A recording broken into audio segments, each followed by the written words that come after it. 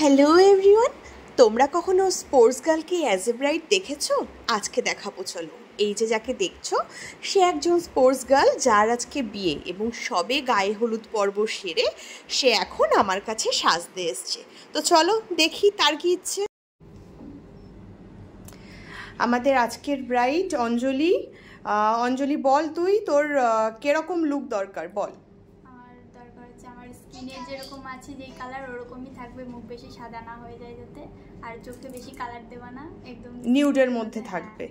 আচ্ছা ঠিক আছে, চলো আমরা কমপ্লিট করে নিই, দেন ওর ফাইনাল লুক নিয়ে আরেকবার আসবো আমরা। ওকে, ফাইনালি অঞ্জলির এটা ফাইনাল লুক। অঞ্জলিকে রেডি করার পরে অঞ্জলির কাছে শুনবো অঞ্জলির কিরকম লাগলো। অঞ্জলি তুই বল, তুই তো আয়নায় দেখলি, তোর এবার যেরকম চেয়েছিলি তুই বল, তোর স্যাটিসফ্যাকশনটা বল।